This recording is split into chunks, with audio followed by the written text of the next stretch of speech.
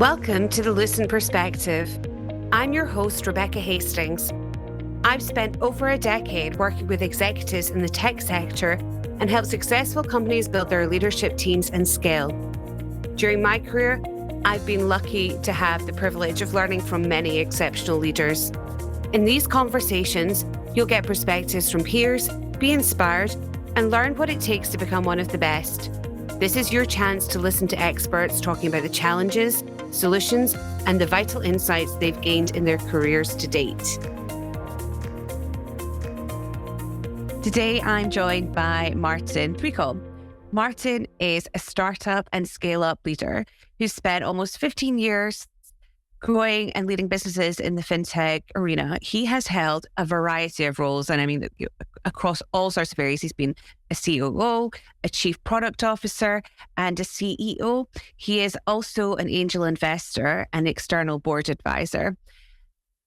I met Martin because he was part of the founding team of Modular, successful payments automation business, and we had the pleasure of working together for a while. But since then, Martin's gone on to achieve even more things. So I'm really looking forward to having this conversation today. Martin, thank you so much for joining me. Thank you very much. It's great to be here. It's no problem at all. It's good to see you again. So can you talk me through your career? I'm really keen to understand a little bit more about how you've got to be where you are. Yeah, 100%. So I always start by telling people that I studied engineering. I studied civil engineering, so kind of concrete and steel and things like that instead of software. And I guess that sort of defines me as somewhat, I'm a kind of logical and numerical kind of person. I realized I didn't want to go into engineering. So actually I started my career in consulting, in business consulting at Deloitte for a few years, and then another strategy consultancy. And that was actually a great grounding, to be honest. Learned a lot of skills, learned a lot just about the world of business, how things operate. And so, found that a good foundation, if you like. But I recognized over time that really those large environments weren't necessarily where I felt I was doing my best work. And so actually over time moved into smaller organizations and actually into startups. What I realized I was really looking forward to being in a startup environment. And that's, as I say, where I've been for almost the last 15 years.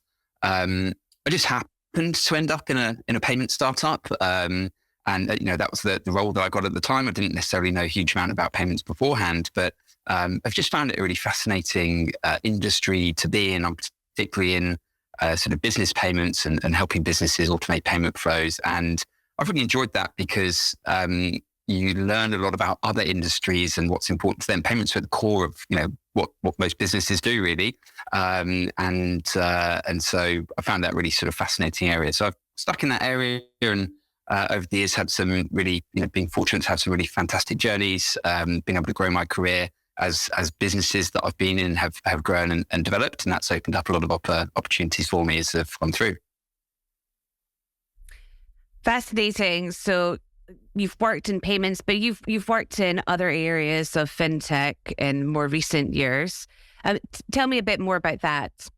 Yeah, absolutely. So I'd say I a few of the different roles and different businesses that I've been in, I almost think of sort of as compare and contrast, if you like, in terms of getting the learnings and reflections out of them, because there's definitely been similarities between the businesses in that they've typically been API-based products sold, as I say, sort of business to business, but doing different things. But often the businesses have been, they've had very different CEOs, founders, leaders, which has driven different cultures within the organizations. They've had quite different approaches to executing the business plan in terms of level and speed of investment that's gone in. And so that's been, been super interesting. And, if you get into the sort of more detailed elements as well, the types of payments have been different. And so that I think that's kind of, really to kind of scratch that itch from my perspective, maybe the engineer in me still enjoying the detail and learning about how different types of payment work and the kind of nuances within those.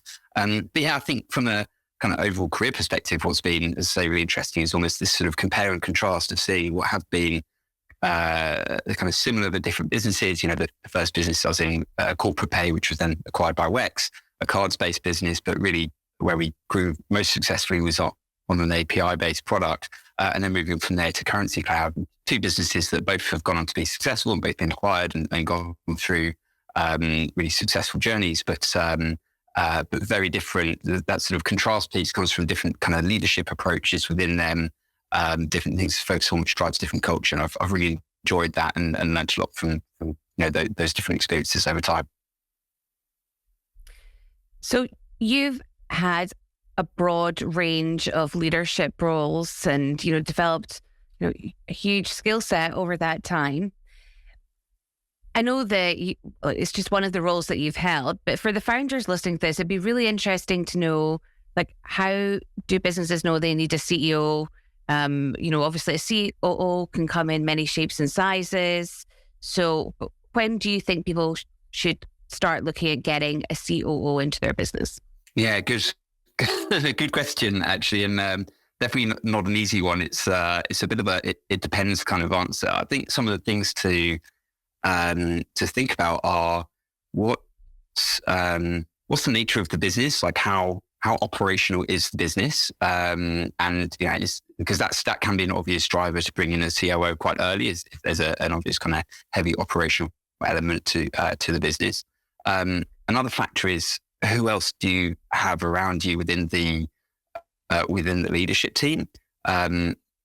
COO roles are very different from one business to the next typically, and actually even within a business they typically evolve a lot over time. And I often talk to people maybe thinking about stepping into COO roles, and one of the things I encourage people to do is be very willing to take on different types of responsibility, but also be very willing to give it up again when someone with more specialism than you comes in, and pass those responsibilities on. Don't see it as looking to kind of build your own empire within the business.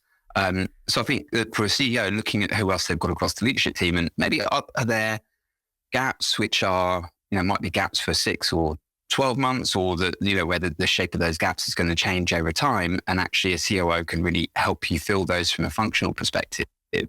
I'd also say if you're looking for a partner, often the COO has, a close and kind of slightly different relationship with the CEO and founder versus other C-suite roles.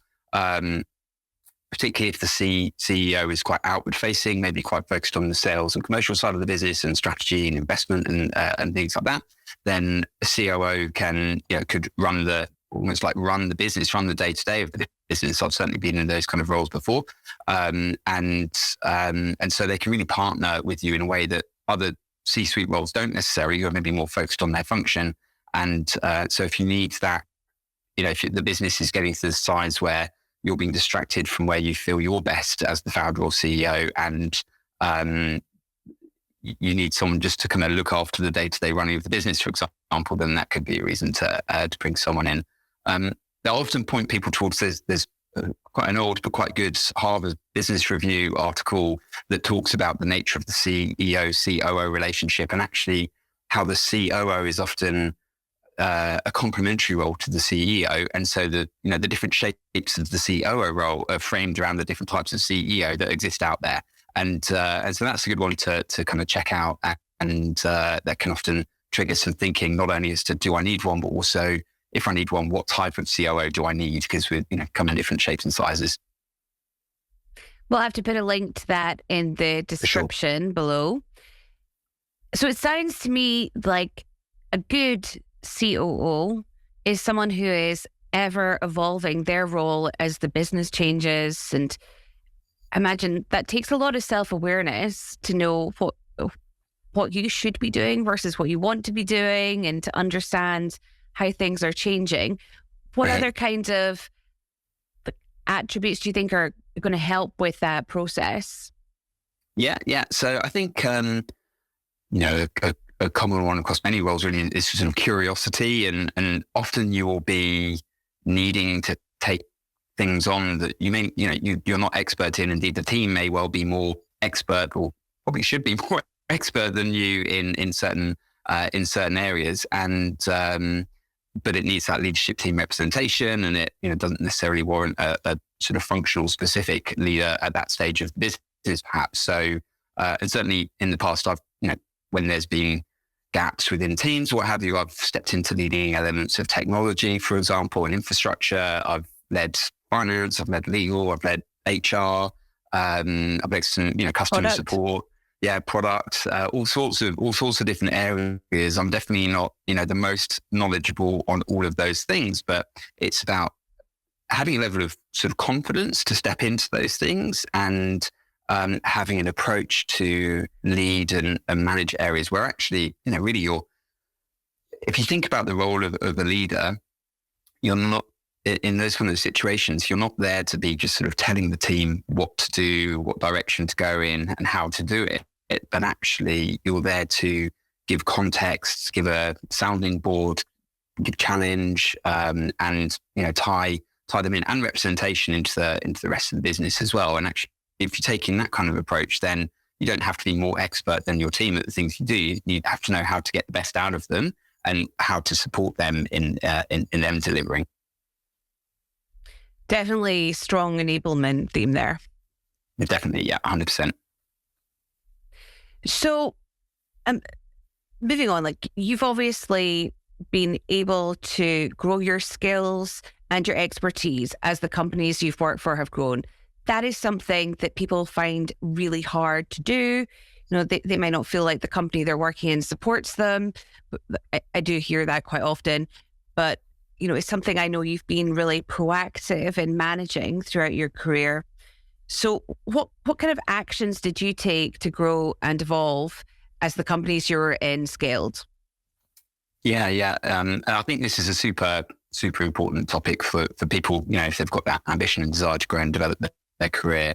I'd say that there's a couple of the points that I just mentioned, sort of willingness to willingness to take on more responsibility is one thing, and that can be a challenge, and it is important to balance that against capacity and think through how you're going to do that. But willingness to take on different things, even if they're things that take you out of your comfort zone, or you kind of step back and you step out of the room where you've just agreed to do it, and you're like, how am I going to do that?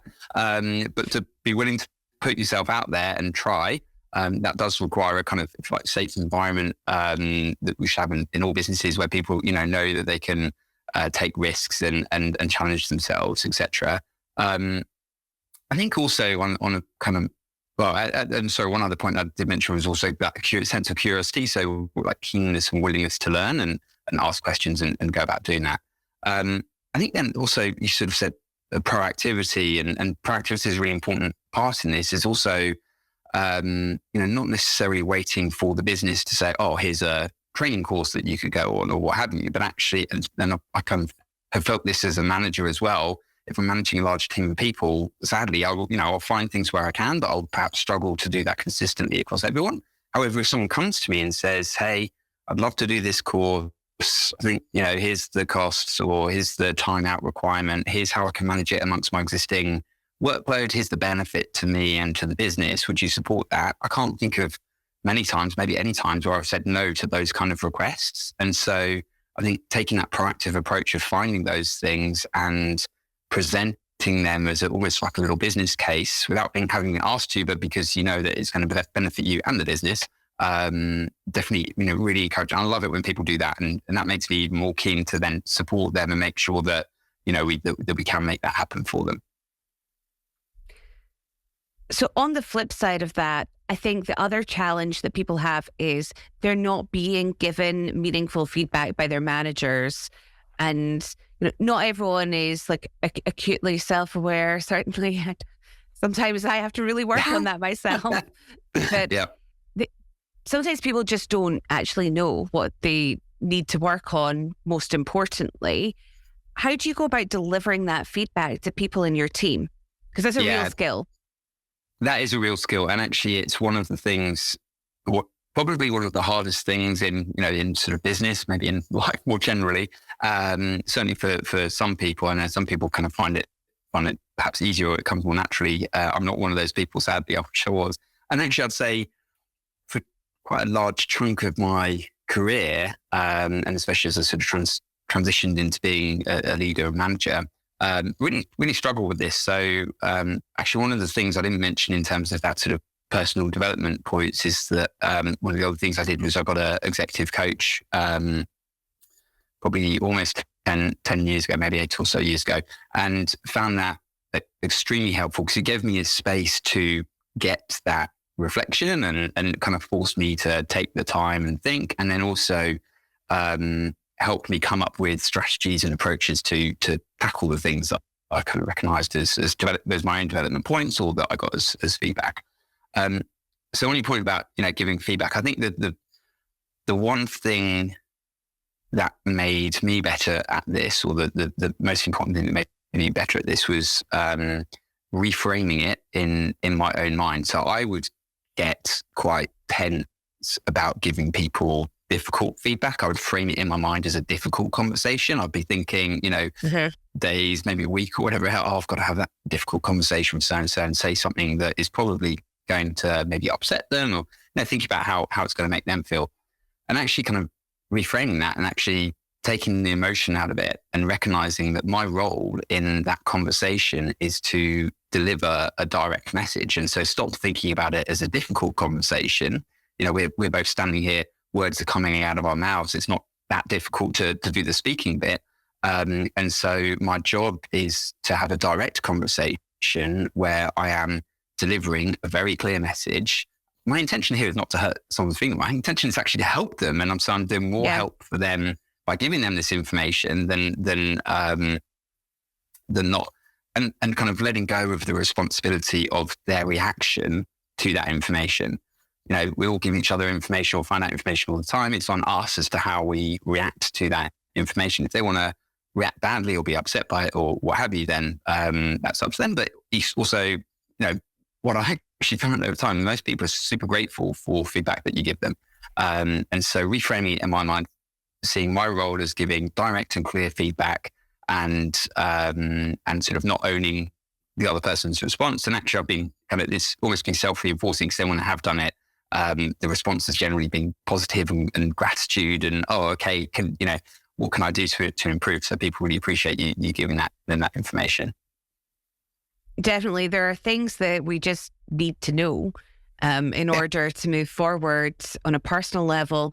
But additionally, I always think, and this works for like managing people as well as managing up. I don't think people really like to be surprised, unless it's a birthday present or something. It's not helpful. Yeah, totally. Yeah, totally agree. And, in businesses, we're all there, we're all on the same team, we're all trying our best. If you kind of, work from that perspective, we've all got the same objective. I, especially in startups and scale-ups, I really, really strongly believe that the success of the business and the success of the individuals are intrinsically tied. You can't really be successful within a business unless the business is successful in smaller companies. And so it's good for everyone. It's just good for everyone that we're giving each other this feedback and creating a culture where people want it and they know that it's coming from a good place and they they appreciate receiving feedback, and then they sort of proactively or they act on the feedback that they receive. So you are an angel investor, you advise boards, and you've also been a member of a founding team.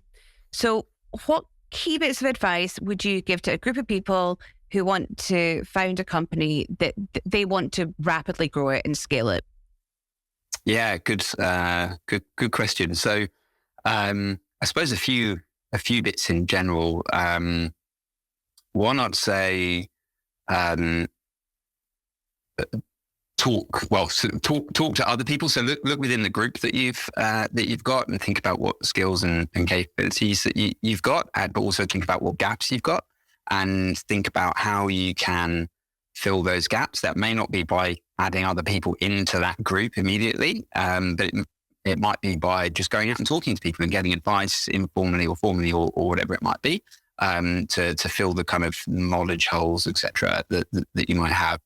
I'd say think carefully about the financial framing of the business and the business plan. And by that, what I mean is, certainly in some circles, there's been a sort of default approach of, let's go and get external funding and do this. And last years have been a good time to do that. However, as we all know, there's sort of challenges from a market perspective at the moment. And actually, and I say this as an angel investor as well, not every business is necessarily, or not every business plan is right for external investment.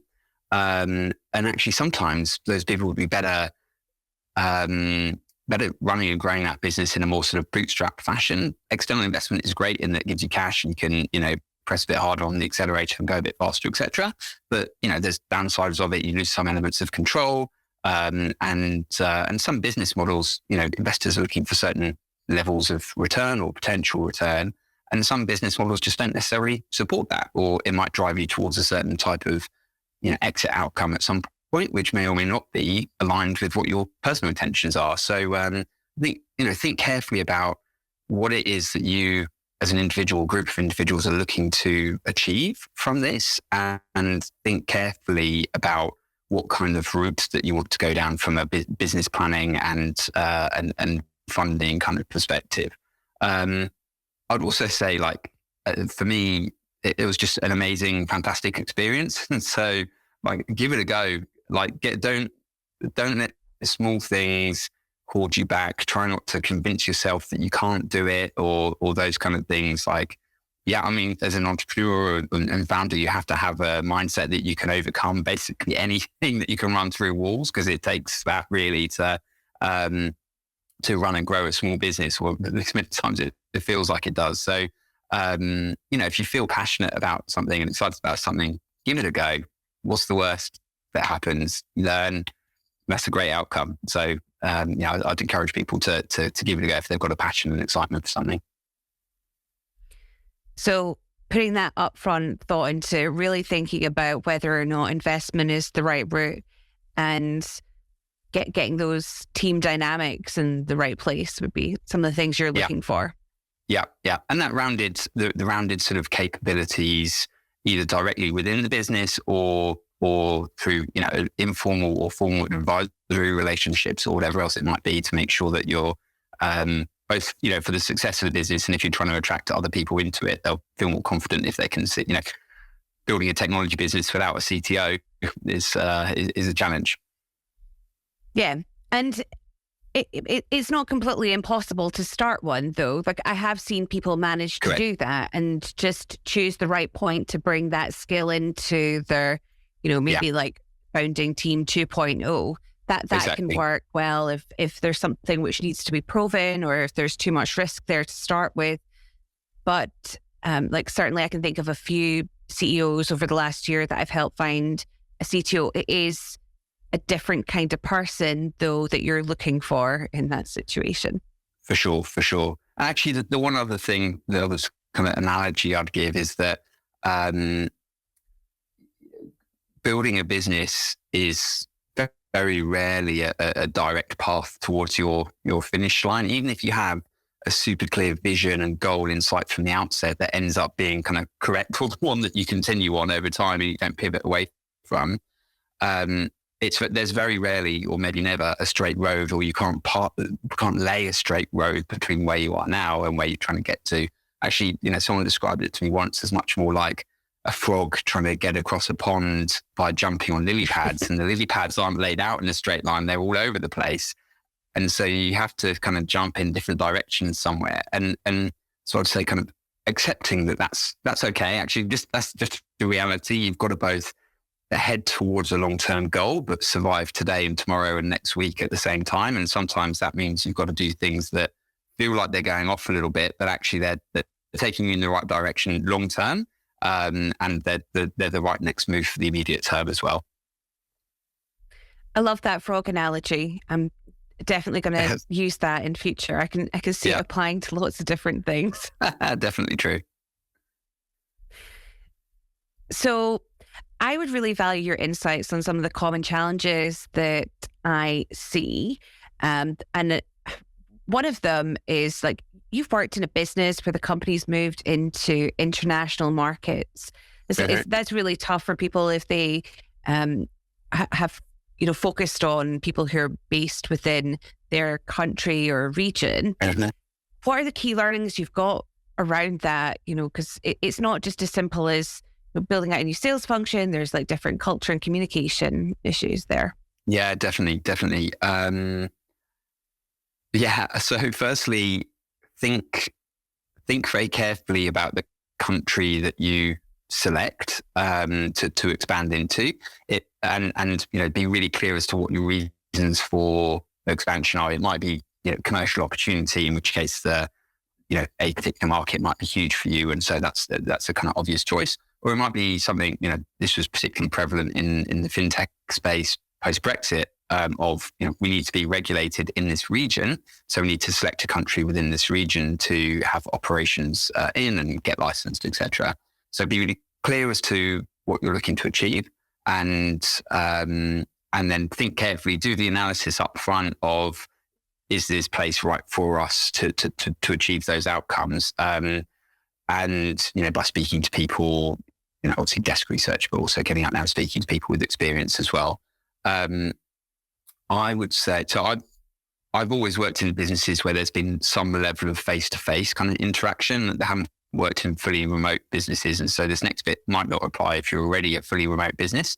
But if your business is used to having and operating with some face-to-face interaction, then don't underestimate the amount of travel that you should put in even early in both the early team members in your new market coming back to your kind of main home, if you like, where everyone else is, and meeting the team, building relationships, but also the value of people from that main hub going out to whatever the new market is and showing that, this market really matters for us. We're investing time in getting here as well. It's not just about you coming to us, but it's about us coming to you, and taking that kind of approach, building those relationships, and showing that you're investing in this in this new market is key. And then from a cultural perspective, again, this depends on what your starting point is. But do recognize that different nations have different cultures, different kind of prevalent behaviors and things like that. And actually, like from my perspective, that's a great thing. You can learn a lot from each other. You can really appreciate and enjoy and embrace those kind of differences. But recognize that they're there, and try and educate yourself on how might I need to interact differently with this person, or how might they interpret things that I do in my normal day-to-day quite differently versus how I'm used to them being interpreted or what have you. So, different places work differently. Different people have different sort of cultural backgrounds, etc. And so just be aware of that, be sensitive to that, and think about, how do we adapt for that? How does the team all kind of understand that? And then how do we enjoy it and make the most of it and actually celebrate those differences? I've worked in a couple of companies where there's actually been hugely varied nationalities within the workforce. So it's been great. It's like being something that we really celebrate and we were really proud of as a team. And different people would kind of share stuff about their nationality and background and country with a lot of pride. And so if you can get to that point, that's great. And having that kind of background will definitely make it easier to then move into new markets, because you're just more of a mixing pot already. Totally. So I love that thing about the travel going two ways. Quite often what I'll see is that a company thinks they're just sending the leadership team representative for whatever department out there, once a quarter or, for a day or two.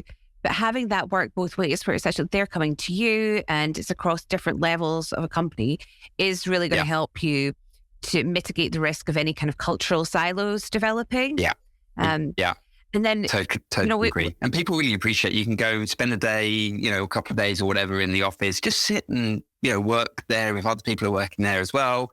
I know that, in some businesses, fully remote, et cetera, this doesn't apply, but anywhere where you've got people coming in and physically spending time, just getting there, spending time with them, doing the social stuff of, classic water cooler or grabbing a coffee or whatever, getting a feel for how things are, makes a huge difference. People really appreciate it, and actually helps you really understand what is or isn't going on. And it can be a perk for people as well to get to travel with their role if it's done properly, especially if you're in a hybrid environment. And you've had people who've wanted to work fully remote because they've loved traveling. I've seen a few companies that are specifically opening up offices in like the south of Spain or Places that you would normally think are holiday hotspots for us Brits. Absolutely. Yeah. That sounds very appealing. So going back to like how you've worked across so many different areas of fintech businesses in particular, you also looked after talent acquisition for a while. So from your perspective, at what point in a business's growth journey do you think that they should consider building out a specific talent acquisition function? Mm-hmm. I think for me, there's probably two key drivers for that. One is scale. It's maybe an obvious one, but once you've got a consistent volume of roles that you are hiring, then it can become either more economical or you just get better and more consistent outcomes from having someone in-house do that as opposed to doing it all externally. I mean, you're far more expert on this than me, so keep me honest. But I'd say once you get to probably 3 roles a month consistently, then that's the kind of capacity that will definitely occupy an FTE within the business.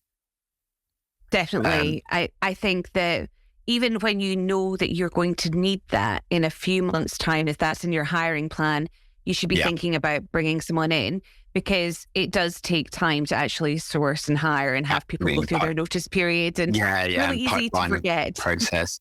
Yeah, totally. No, that's don't wait until you're trying to fill 5 a month and you're suddenly like, oh, we better add in a recruiter now as well. Or 35. Yes. So that's one item, is just the pure volume of roles. The other thing that is fundamentally different with a in-house talent team is, I think, the kind of focus on culture and actually 2 things. One is focus on culture in terms of the sort of assessment of candidates and really getting a good feel as to, is this person a good fit for this business? Because the talent acquisition person will kind of intrinsically know that from being in the business, and then therefore can be part of that assessment process of your candidates far more than an external recruiter can, where their kind of exposure to your culture is just through their calls with you perhaps and things like that, but not really being sat inside. But then also, I think an internal talent acquisition person can also really sell your business more than an external, and so they can kind of represent your culture and all the great things about your business in a way that, again, is impossible for an external to do. And so for some things, if you're trying to hire quite hard roles or quite competitive roles, you might get an edge by having an in-house recruiter doing that, because they maybe they can have a bit more passion, maybe they're going to be able to spend more time building a relationship with that person, and that person knows that they'll continue that relationship once they join, or all of those kind of things. So the slight caveat to that is probably quite specialized roles. You'd always probably need to go external to reach that part of the market or whatever it might be. But yeah, so like I say, a volume driver, and then and the benefits that you'll definitely get are more success, if you like, in getting the sort of right people for your business based on better assessment of that cultural side, and also a better almost like selling of the business or representation of the business by an in-house team. And an in-house team isn't just doing recruitment for you. They're really helping to create consistent processes and upskill everyone across the business, because hiring really is a team activity. No recruiter really can do it on their own. So I think it's, you're a marketer, you're a trainer, you're a consultant, you're an HR person, you're doing a million things. So I'd 100% agree with that. And I think that's almost, actually, when I said you get to a certain volume of recruiting, and so therefore it's kind of economical to have someone in. But those points are absolutely right as well, because when you get to a certain volume of recruiting, it also means intrinsically that there's a lot more people within your business who are consistently doing all of those things. Probably no longer just the leadership team, it's now managers across the business, etc. And you're absolutely right, the talent team have got a fundamental role to play in all of those things you said, the processes, the tools to do that well, and also kind of standards, the training and the standards that other members of the team are interviewing to, which are all fundamental to building a good team. As we all always say, people are the key to businesses. And so, it's a sort of fundamental point there. 100%. So obviously, once you have the people, getting them to be a productive team quite quickly, which is often required in, a fast growing startup or scale up like the ones you've worked in, it can be really challenging. So what have you seen work well or fail in the scale ups that you've worked in? Yeah, I'd say kind of continuing on the theme of what we were just saying around sort of manager training and enablement. I'd say definitely don't see this as just the role of your people team to onboard new people into the business. Firstly, probably if you're scaling at that kind of rate where you've got a lot of new people joining, you probably should have a people team or at least a people person. And part of their, beyond the talent acquisition side, and part of their remit should definitely be around this onboarding experience for new joiners and how they get up to speed quickly. And also, I'd say like the manager training and the manager capability, what it takes for one person coming into a business to be effective is very different from what it takes for another person coming into the business to be effective. There's some commonality and there's some common points, which are just generally about being within this company. But then there's a lot of role specific stuff, and you really need your managers to take responsibility for making that happen. And a bit like feedback that we were talking about earlier, it's not something that necessarily comes naturally to everyone, or it's not something that everyone is is going to think of, or even just like startups are busy. Everyone is busy. Everyone's got a lot on, and this is not necessarily the thing that bubbles its way to the top of the pile, because most probably, no alarm light or bell or whatever is going to flash or ring if this is not happening. It's just that you'll get this slow drag in terms of performance and execution within the business. Whereas there might be something else that if you don't do, an alarm bell does ring. So, that you have to focus there. So you kind of need the people team to bring a structure to how onboarding happens, and then also hold those managers to account to make sure they are actually doing that stuff to get the most out of people.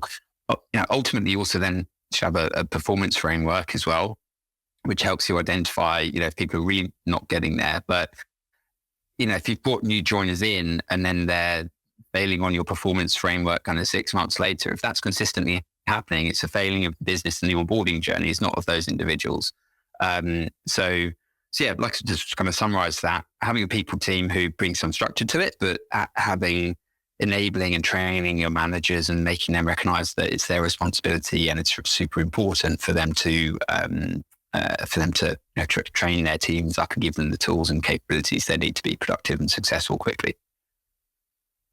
And that's so important to talk about training people as managers, because a lot of people are just thrown into that role, especially in a startup where it's like, oh, we're growing. You've been here the longest and you're very capable. Let's see how this goes.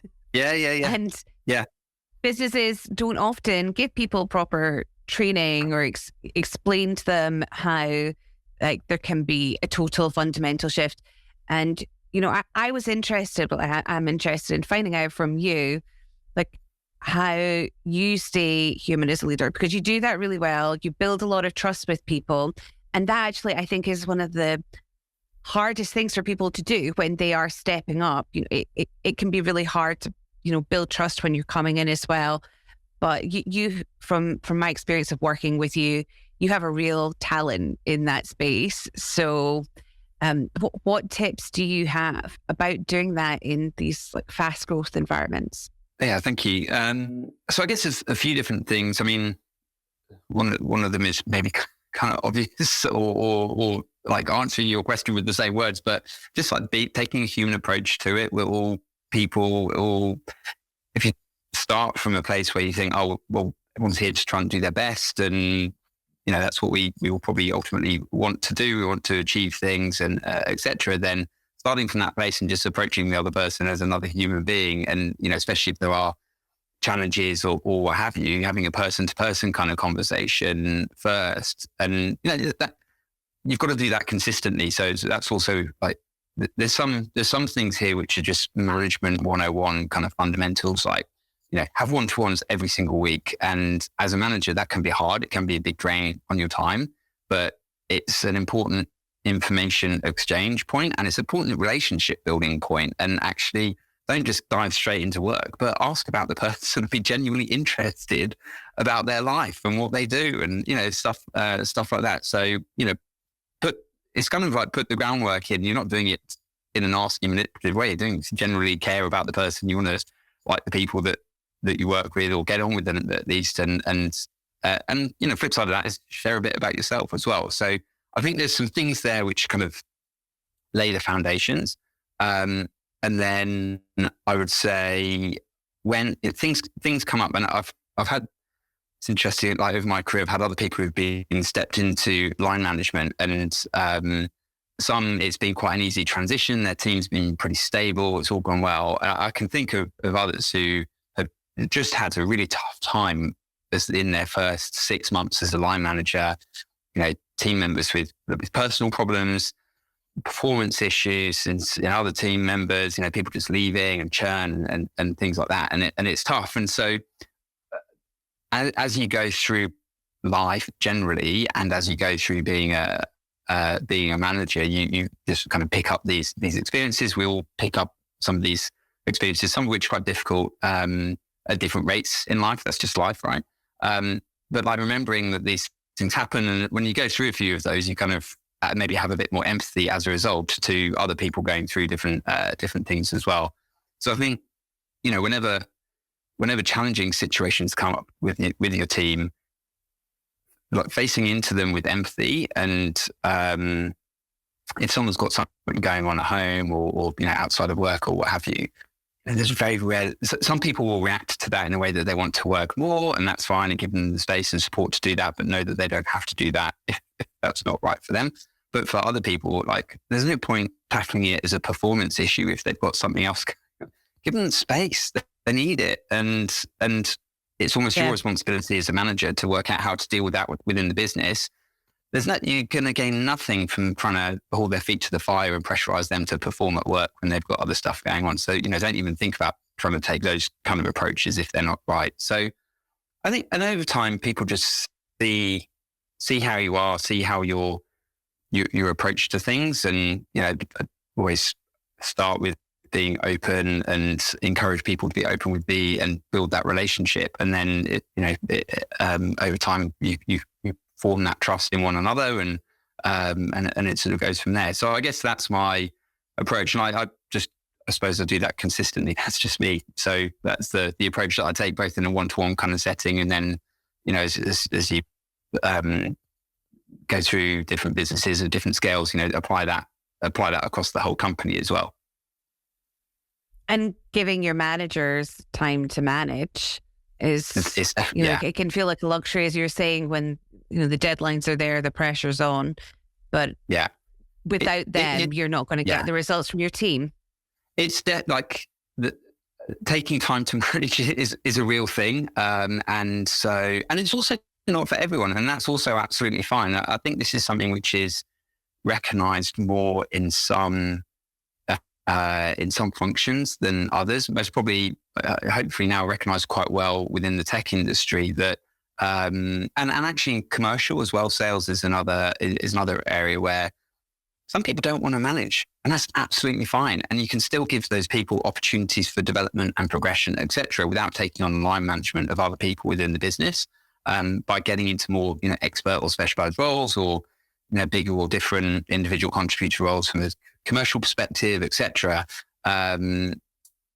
So kind of keep those management roles for people who want to do them, or at least want to try them, and recognize that you can't still be 100%, churning out loads of productive work as an individual contributor if you're also managing a team of 8 people, and actually you get a lot more leverage from your time if you are enabling 8 or 10 or however many other people than you do if you're just doing work yourself.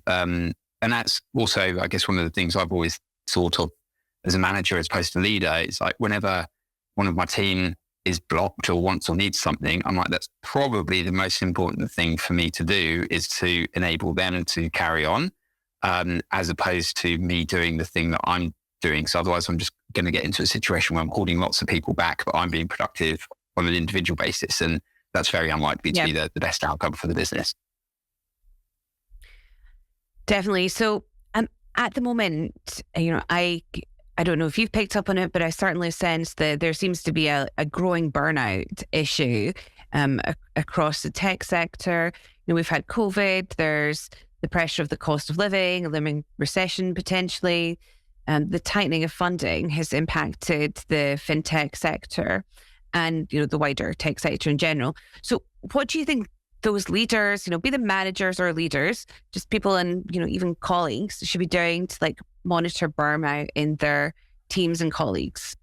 Yeah, it's a great question. It's absolutely true. It's been, for many, many people, it's been a tough few years. And even though certainly in the UK, the most kind of stringent restrictions around COVID, et cetera, hopefully fading into memory, there's a lot going on for people, and a lot of knock-on effect that people are still dealing with. So I'd say kind of goes back to some of those points I was saying of having a good sense of how your team are doing on a kind of individual and person basis, not just their performance. I mean, sometimes this stuff shows up through performance as well, but having a feel for how they're doing, and caring about that, and trying to ensure that they know that they can raise things or flag things either with you if they're comfortable to, or with others in the business if there's others that they're more comfortable sharing that with, and then also kind of just look out for signs. So sometimes things come through reports, but sometimes you identify things like people almost work harder and work more hours or whatever because they're concerned or worried about their performance. They feel like they're not being that productive, and so they're working even more hours, and this kind of spirals in a negative way. And so definitely looking out for that. Again, it's very hard can be hard to spot in a fully remote environment, but you might notice people replying to Slacks at funny times or sending emails at funny times or what have you, and just not being kind of blind to that, but actually, especially if that's a member of your team, it could be anyone across the business, just sort of checking in and it's working quite late yesterday or the other day or whatever, everything all right? Sometimes I'll do that, and in terms of send emails at funny times sometimes. It's like, I wanted to have dinner with my family or did this and that, and I just wanted to get that thing done, and that's fine, no issue there. But yeah, just keep an eye out for that, and making sure that people are doing it of their own volition and passion or whatever it might be, and not and not because there's some cycle of stress going on there. Yeah, totally. Great advice there.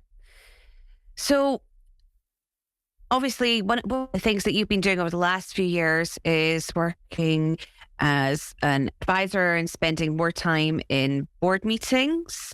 So these board discussions can be absolutely fundamental to business success, but there is a little bit of an air of mystery around them to some people across the business. So what have you learned from these, and what are you seeing working well or not working well in the boardroom? Yeah, definitely. Super kind of interesting area for me, at least. And as you say, it can be kind of quite mysterious. The team might know, there's a board meeting this week or next week, or there was a board meeting yesterday, what happened, etc. Often there might not be that that kind of exciting. That partly they are the routine, they're a necessary part of good governance within the business. And certainly in venture-backed or somehow, investment-backed businesses, the board members will be representatives of the shareholders who've put significant amount of money into the business typically, and therefore quite rightly want to understand how things are going and also contribute to that.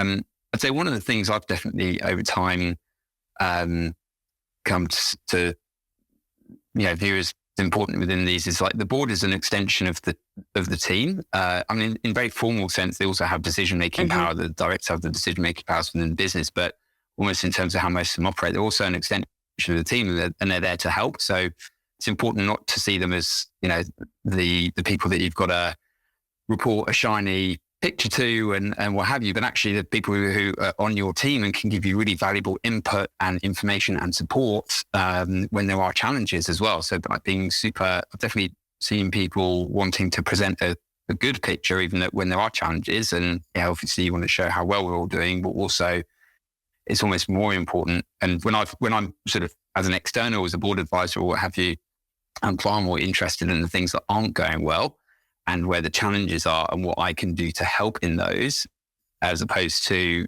all the stuff that is on plan. It's great to see that and fantastic to hear about the achievements, but I feel the business will get a lot more value out of a discussion about what's not going well than just patting ourselves on the back.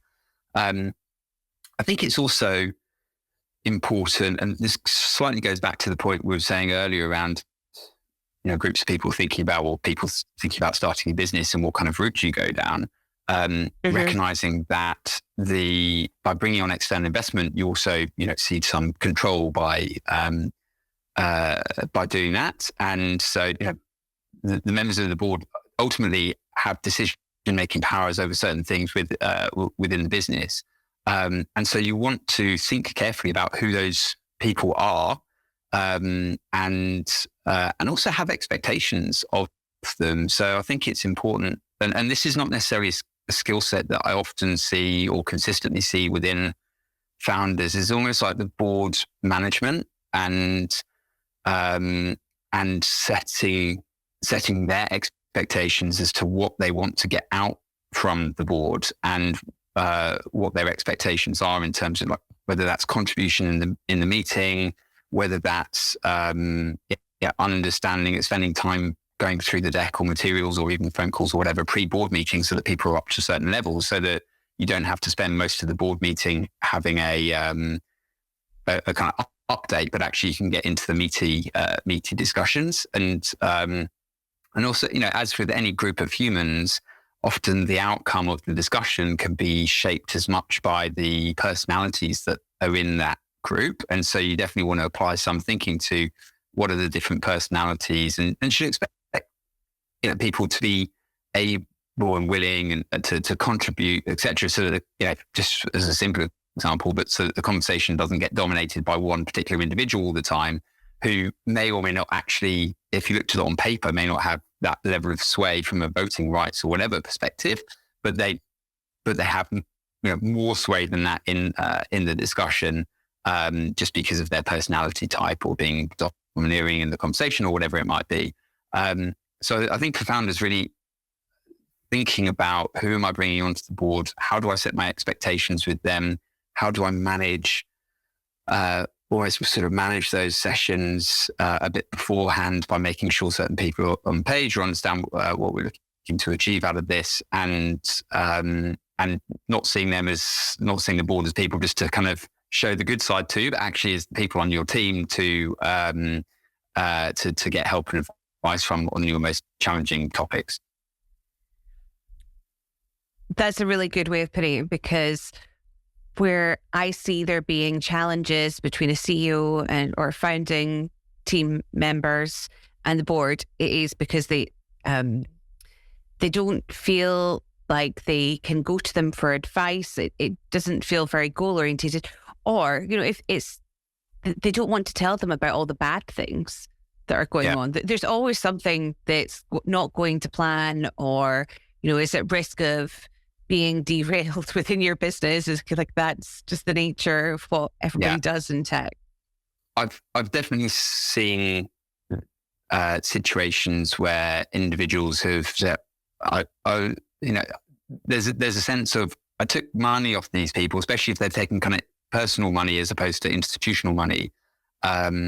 Literally taking this person's money and we're using it, and I feel like we're not delivering on my promise to grow the business by X or whatever, and I'm worried about telling them that. And actually, probably as an investor, you want to hear about that and see what you can do to help or support in that situation, as opposed to it being brushed under the carpet until it's all gone. But I think there's quite a natural there, maybe for first-time founders or what have you, is maybe quite a natural kind of human reaction to like, I made a promise and I really want to deliver on that, and I've taken this person's cash to achieve that, and I'm not delivering, and I feel really uncomfortable about that. And I'm going to try and, sort of present a positive, the business in a positive light as a result. And there's always going to be that fear of failure for totally human. It's only natural that you would have it. Exactly. You're trying to do something that's really difficult. Totally. But, having that like psychological safety, I think is really important. And that, I think that's why it's so important for people to choose the right chair as well. Yeah, absolutely. If you've got a chair, then definitely. They should absolutely be helping you with all of this kind of thing. Not every business necessarily does, particularly in the early stages, but it can be very, very beneficial to do so. And I also think, if you haven't gone down the route of getting external investment, etc., you might not have any other board directors if you fully own the company yourself and you're growing, etc. But it can be very helpful to get external people to come in on a quarterly basis or whatever, and just kind of hold you to account a little bit, even though you're the one who both runs the thing and fully owns the thing, etc. You might find that you get the best out of it. And actually, certainly one of the boards I'm on is in that kind of situation. It's a fully founder-owned business, but just looks to have a bit more challenge and help to account and support on the issues and challenges. And so, that's definitely part of what I do in that particular situation. So the fintech sector has grown massively. Like you've worked in it so long, I'm not sure it even existed when you started out what is like fintech. Yeah. So what do you think are the biggest growth opportunities over the next few years? Yeah. So, fintech is a huge area, covers a very broad range of different things. And so I won't, I'd struggle to kind of predict in every area. I think within the areas that I've been particularly working, within Europe, the Second Payment Services Directive and open banking has just over 5 years old now, and has driven some change. I think for me, the thing that's exciting is the expansion of that into broader open finance, and unlocking other kind of products or disrupting other kind of product sets like insurance and things like that, which from a consumer perspective feel like they haven't really evolved that much ever, maybe. And I think there's a lot of opportunity for, I'm looking at buying insurance at the moment, and me and my wife were sat down and trying to work out a few things. One is, have we really got some insurance, like travel insurance? Have we really got travel insurance through our bank or something? And if not, is this travel insurance better than that travel insurance? And there's only so long you can spend scrolling through all the different terms and because the devil's in the detail in these things, trying to work out which one's a better option. And so finding ways to make that kind of thing a lot easier to compare, and also just to know whether we've already got travel insurance covered somewhere else or not would be super helpful.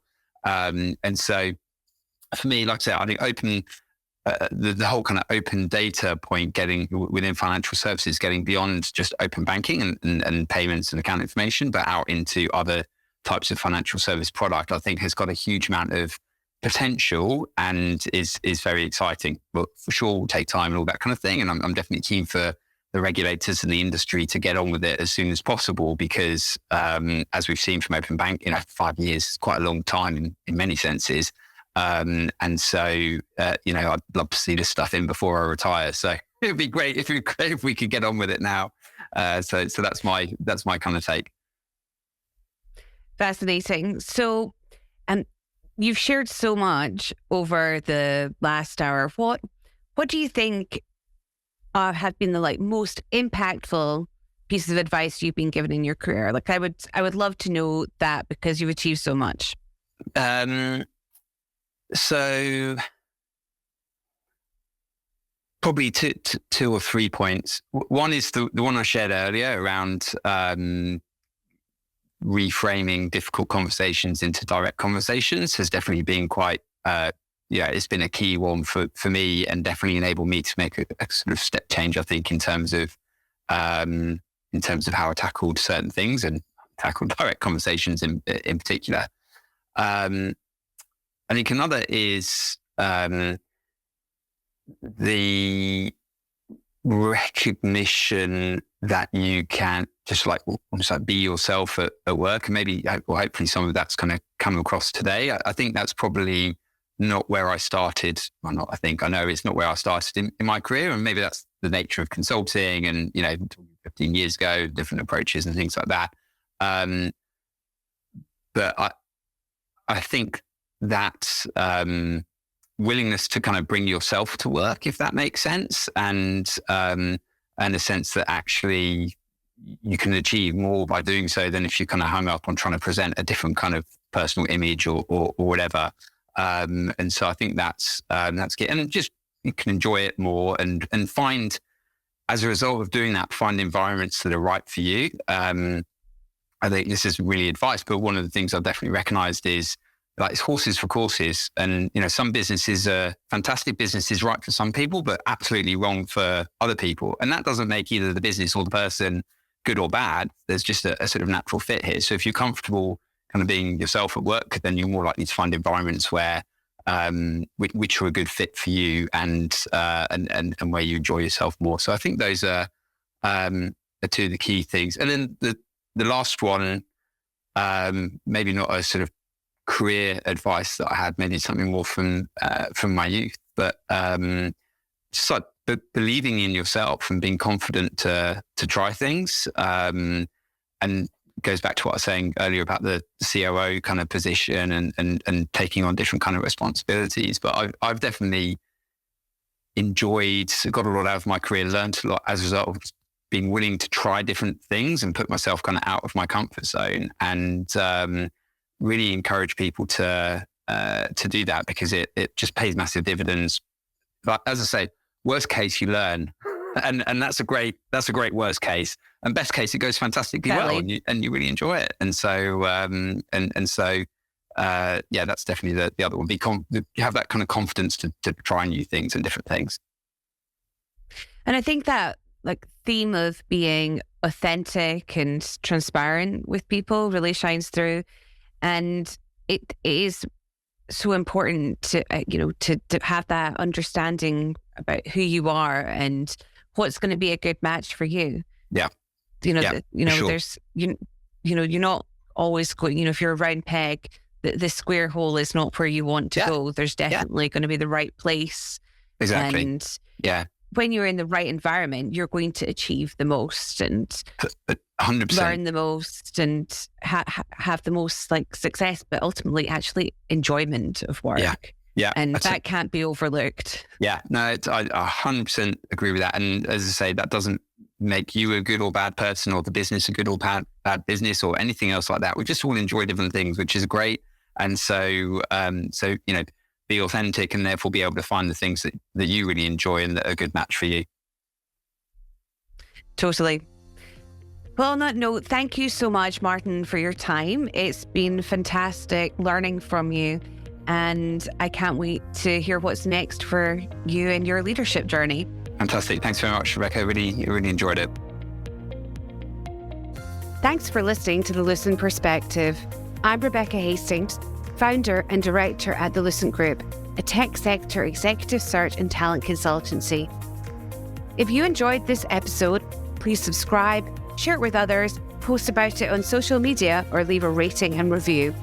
If you're a company looking to hire top technology leaders, or you'd like to discuss your next move, please reach out to me on LinkedIn or send me an email to rebecca@thelucentgroup.co.uk. Thanks again for listening today.